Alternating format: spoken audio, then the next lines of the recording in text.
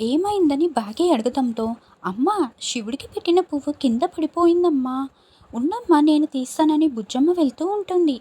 అలాగే "బుజ్జమ్మ వెళ్ళు" అని బాగి అంటుంది. "వెళ్ళి బాలిక వెళ్ళుము. అక్కడే ఆ రుద్రాక్షమాల ఉంది.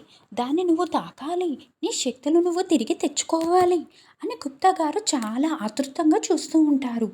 అలా బుజ్జమ్మ పువ్వు తీసుకోబోతూ ఉంటే, సరిగ్గా అప్పుడే "ఆకాష్, బుజ్జమ్మ, రాత్రి నువ్వు నా కాంబాక్స్ తీసుకున్నావు కదా, ఎక్కడ త్వరగా రా, బుజ్జమ్మ ఇద్దరు రా" అని పిలుస్తూ ఉంటే, "వద్దు బాలిక, వెళ్ళకు బాలిక" అని గుప్తగారు అరుస్తూ ఉంటారు. "బుజ్జమ్మ నువ్వు వెళ్ళి అన్నయ్యకి ఆ బాక్స్ ఏంటో ఇచ్చేయి, ఆ పువ్వుని నేను తీస్తానని" బాగి చెప్తుంది. దాంతో బుజ్జమ్మ అది రుద్రాక్షమాలని తాకకుండానే వెళ్ళిపోతుంది.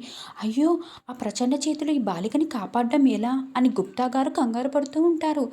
అసలు కొడైకెనాల్ నుండి ఎవరు వస్తున్నారని మనోహరి కంగారు పడుతూ ఉంటే, అసలు ఈ టెన్షన్ పడే బదులు, రాత్రి నేను చెప్పాను కదా, మనోహరి రాత్రికి రాత్రే ఇండ్లు వదిలి వెళ్ళిపోయి ఉంటే బాగుండేది కదా అని చెంబ అంటుంది. "నువ్వు నోరు మూసుకుంటావా?" సరిగ్గా అప్పుడే బాగి సరాసరి లోపలికి రావడంతో, "ఏ ఏంటే, ఎందుకే నా పర్మిషన్ లేకుండా లోపలికి వస్తున్నావు" అని మనోహరి అంటే, "ఛా, నువ్వు ఇంటి యజమానురాలు మరి కది కదా, నేను నీ పని మనిషిని కాదు. డోర్ కొట్టి రావడం కోసం అయితే ఎందుకు వచ్చావని" మనోహరి అంటుంది. "నీకు కాళ్ళు చేతులు వణుకుతున్నట్లున్నాయి కదా, నీకు బాడీ పెయిన్స్ కూడా ఉన్నట్లున్నాయి. 104 ఫీవర్ వచ్చి వణుకున్నట్లు నాకు అనిపించింది" అని బాగి చేయి పట్టుకొని చూస్తూ ఉంటే, "నాకు ఎలాంటి జ్వరం రాలేదని" మనోహరి అరుస్తూ ఉంటుంది. "మరి 104 ఫీవర్, నీకు ఫీవర్ వచ్చినట్లు నాకు కళ్ళ వచ్చింది. యాదమ్మ నీకు సేవలు చేస్తున్నట్లు కూడా వచ్చింది" అని బాగి చెప్తుంటే, "కళ్ళల్లో కలలో నేను కూడా కనిపించానా మేడం" అని యాదమ్మ అంటుంది. "మీరిద్దరు ఎప్పుడు ఒకరినొకరు అతుక్కొని ఉంటారు కదా, అందుకే కలల్లో కూడా అలాగే కనిపించారని" బాగి అంటుంది. "ఏంటి బాగి, సెటర్లు బాగా వేస్తున్నావే" అని మనోహరి అంటే, "ఫిట్స్ కూడా వస్తాయని" బాగి అంటుంది.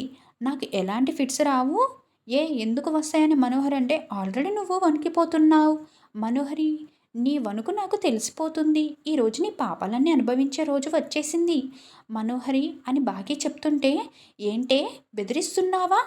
బ్రతికి ఉన్నప్పుడు ఆరుని నన్ను ఏం చేయలేకపోయింది.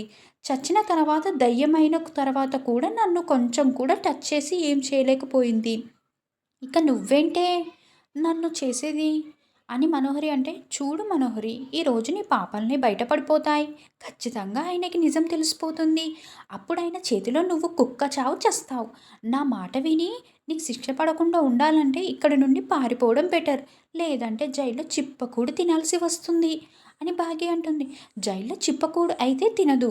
ఇది పారిపోవడమే బెటర్" అని చెంబ మనసులో అనుకుంటూ ఉంటుంది. అయినా కాళ్ళు పట్టుకున్నా కూడా నిన్ను క్షమించడు మనోహరి. షూట్ చేస్తాడు. నేను ఈ మంచి కోరి చెప్తున్నాను. ఎంతైనా మా అక్క ఏకైక ఫ్రెండ్‌వి. నీ మంచి కోరుకునేదాన్ని నేను మాత్రమే కదా అని బాగి అంటే, "నీ చావైన బ్రతుకైనా నేనే కదా చూడాలి, చెప్పాలని" బాగి అంటుంది. "నీతో చెప్పించుకునే కర్మ నాకింక పట్టలేదు బాగి. నేను చెప్పాలనుకున్నది చెప్పాను యాదమ్మ. నువ్వైనా చెప్పు. నీ మాటన్నా వింటుందేమో." "నా మాట విను మనోహరి, లేకుంటే అమర్ చేతిలో నీ కుక్క చావు ఖాయం. పారిపోతే బాగుంటుంది" అని చెంబ అంటే, "పారిపోవడం నా ఇంట వంట లేదని" మనోహరి అంటుంది. "అయితే కుక్క చావు నీకు ఖాయం" అని మనోహరి అంటుంది. "అసలు ఈరోజు వచ్చేవాడు ఎవరు? ఏం చెప్పబోతున్నాడు? నేను తెలుసుకొని గాని ఇక్కడి నుండి కదలను" అని ఏదైతే అది అయిందని మనోహరి చెప్తుంది. అమర్ బాగి రాథోడ్ గార్డెన్‌లో ఎస్ఐ కోసం వెయిట్ చేస్తూ ఉంటారు. "ఏంటి మిస్సమ్మ, ఈ మనోహరి యాదమ్మ కనిపించడం లేదని" రాథోడ్ అంటే, "ఇందాక నేను వార్నింగ్ ఇచ్చాను రాథోడ్, భయపడి ఉంటుందని" బాగి అంటుంది. "అయితే పారిపోయి ఉంటారా మిస్సమ్మ" అని రాథోడ్ అంటే, "అవును, ఒకవేళ పారిపోయి ఉంటే సిటీ లిమిట్స్‌లో దాటిపోయి ఉంటారు. వాళ్ళు అలాగే కావాలే" అని బాగి నవ్వుకుంటుంది. అసలు ఈ మనోహరి రాత్రంతా నిద్ర పట్టకుండా జుట్టు పీక్కొని ఉంటుంది మిస్సమ్మ. ఎందుకంటే ఈరోజు ఒకరు వస్తారు, నిజం చెప్తారని నువ్వు నేను ఇద్దరం చెప్పాం కదా అని రాథోడ్ అంటాడు. "అవును, వస్తున్నది ఎవరో తెలియదు కాబట్టి ఏం చేసి ఉండదు" అని బాగి చెప్తుంది. "అదిగో పాపి చివరి అన్నట్లు ఎక్కడికి వెళ్తుంది మిస్సమ్మ, వస్తుంది చూడు, ఎక్కడికి వెళ్ళదు" అని రాథోడ్ చూపిస్తూ ఉంటే, "ఏంటి మనోహరి" అంటూ బాగోయి నిలదీస్తూ ఉంటుంది.